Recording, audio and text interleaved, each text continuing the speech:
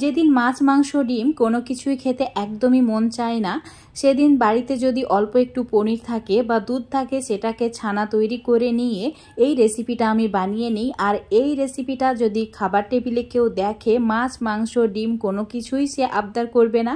খুবই সুস্বাদু হয় রেসিপিটা, একদমই নিরামিষ আর সুস্বাদু রেসিপি তোমাদের সঙ্গে শেয়ার করব।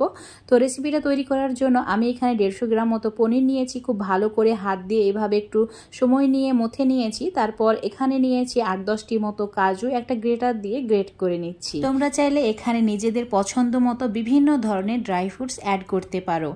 এবার আমি অ্যাড করেছি 2 চামচ ময়দা, আর তার সঙ্গে অ্যাড করেছি অল্প একটু ধনে গুঁড়ো, অল্প একটু জিরে গুঁড়ো, আর অ্যাড করে দিতে হবে সামান্য পরিমাণে মানে স্বাদ মতো নুন, আর 1 চামচ মতো চিনি, অল্প একটু গরম মশলা, আর দিয়েছি কাশ্মীরি লঙ্কার গুঁড়ো সামান্য পরিমাণে। তারপর সমস্ত কিছু হাত দিয়ে খুব ভালো করে একটু সময় নিয়ে মিশিয়ে নিতে হবে।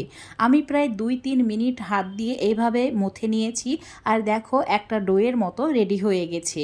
এই ডোটা খুব বেশি মসৃণ করার প্রয়োজন নেই, হাতে এইভাবে গোটা বাঁধলেই এটা একদম পারফেক্ট একটা ডো রেডি হয়ে যাবে। তো এইভাবে আমি প্রথমে মিডিয়াম সাইজের বল বানিয়ে নিচ্ছি, আর বলগুলো হাত দিয়ে এইভাবে চ্যাপটা করে নিচ্ছি। তোমরা তোমাদের পছন্দ মতো বড় ছোট করে তৈরি করতে পারো। আমি এইভাবেই তৈরি করতে পছন্দ করি, তাই মিডিয়াম সাইজের চ্যাপটা করে তৈরি করে নিয়েছি। এবার চুলোর উপর একটা কড়াই নিয়েছি। কড়াইটা ভালোভাবে গরম হলে তারপর অ্যাড করে দিতে হবে সরষের তেল। আর তেল থেকে যখন ধোঁয়া উঠতে শুরু করবে, চুলোর আঁচ মিডিয়াম করে দিতে হবে। তারপর কড়াইয়ে অ্যাড করে দিতে হবে ছানার কোফতাগুলো। এইভাবে এবার একটু সময় নিয়ে উল্টে পাল্টে লালচে করে ভেজে নিতে হবে। খুব বেশি পুড়িয়ে ফেললে হবে না, হালকা একটু ব্রাউন কালার হয়ে যাবে, মানে উপরটা একদম মুচমুচে হয়ে যাবে, ততক্ষণ ভাজতে হবে। তো দেখো এটা কালারটা চেঞ্জ হয়ে গেছে, একদম ভালোভাবে আমি ভেজে নিয়েছি। একটা প্লেটে তুলে রেখে দিচ্ছি। আর বাকিগুলোকে একইভাবে ভেজে নিয়েছি। সবগুলো আমার রেডি হয়ে গেছে। এবার ওই তেলের মধ্যে আলু ভেজে নেব। একটা বড় সাইজের আলু নিয়েছি, এইভাবে ডুঙো করে আমি কেটে নিচ্ছি। আর আলুর পরিমাণটা এখানে নিজেদের পছন্দ মতো কম বেশি করে নিতে পারো, আবার তোমরা আলু ছাড়াও এটা তৈরি করতে পারো।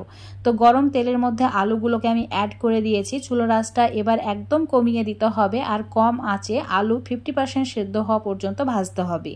ততক্ষণে আমি একটু আদা কুচি করে নিচ্ছি, তার সঙ্গে নিচ্ছি কাঁচা লঙ্কা। এখানে আমি 5টি মতো কাঁচা লঙ্কা নিয়েছি, আর একটা টমেটো মানে অর্ধেক নিয়েছি, পুরো টমেটোটা নিইনি, মানে যতটুকু প্রয়োজন ততটুকু নিয়েছি। তারপর একটা মিক্সার জারে কাজু, টমেটো, কাঁচা লঙ্কা আর অ্যাড করেছি আদা কুচি। অল্প একটু জল দিয়ে ভালো করে পেস্ট করে নিতে হবে। তো এই পেস্টটা আমি রেডি করে রেখে দিচ্ছি।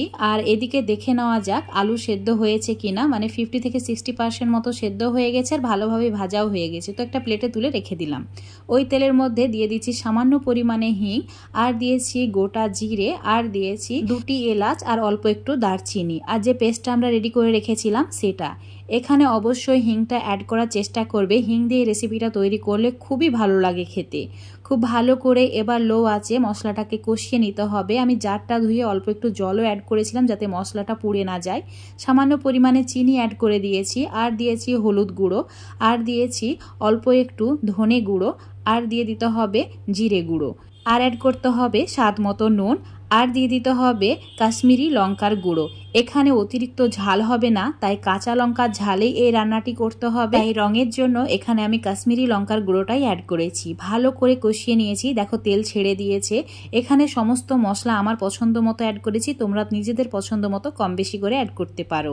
এবার আমি ভেজে রাখা আলুগুলোও অ্যাড করে দিলাম। তারপর 1-2 মিনিট এইভাবে অনবরত নাড়াচাড়া করে খুব ভালো করে কষিয়ে নিয়েছি। যখন দেখবে মশলা আলুর গায়ে একদম লেগে গেছে, মানে কড়াই থেকে উঠে উঠে আসছে, তখন অ্যাড করে দিতে হবে 2 গ্লাস মতো ফুটন্ত গরম জল। এখানে ঠান্ডা জল অ্যাড করা যাবে না, ফুটন্ত গরম জল দিয়ে রান্না করতে হবে, আর জলের পরিমাণটা একটু বেশিই নিতে হবে। তো এইভাবে আমি নাড়াচাড়া করে খুব ভালো করে মিশিয়ে নিয়েছি। জলটাও ফুটতে শুরু করেছে। আমি 3 মিনিট ভালো করে ফুটিয়ে নিয়েছি। তারপর আমি ছানার বড়া বা ছানার কোফতাগুলোকে অ্যাড করে দিয়েছি। এইভাবে যখন একদম হাই ফ্লেমে ফুটতে শুরু করবে, তখনই কিন্তু বড়াগুলোকে অ্যাড করবে। তারপর ভালো করে মিশিয়ে নিয়ে ঢাকা না দিয়ে একটু সময় ফুটিয়ে নিতে হবে 2-3 মিনিট। তারপর অ্যাড করে দিতে হবে সামান্য পরিমাণে গরম মশলা, আর অ্যাড করে দিতে হবে 1 চামচ একটু বেশি ঘি। অবশ্যই এই দুটি উপকরণ তো অ্যাড করতেই হবে, হবে, তার সঙ্গে অ্যাড করতে হবে সামান্য পরিমাণে চিনি। নিরামিষ রেসিপিতে চিনি না দিলে একদমই ভালো লাগে না। তো এইভাবে লো ফ্লেমে 5 মিনিট মতো রান্না করে নেব, তারপর ঢাকা দিয়ে রেখে দেব।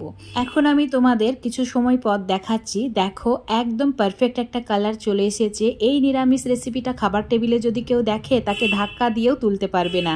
খুবই সুস্বাদু হয় ছানার কোফতা কারিটা। অবশ্যই এভাবে একবার রান্না করে খেয়ে দেখবে, তারপর আমাকে কমেন্ট করে জানাবে। রেসিপিটা ফেসবুক পেজ থেকে দেখলে পেজটাকে ফলো করে নেবে, ইউটিউব থেকে দেখলে অবশ্যই চ্যানেলটাকে সাবস্ক্রাইব করে রাখবে।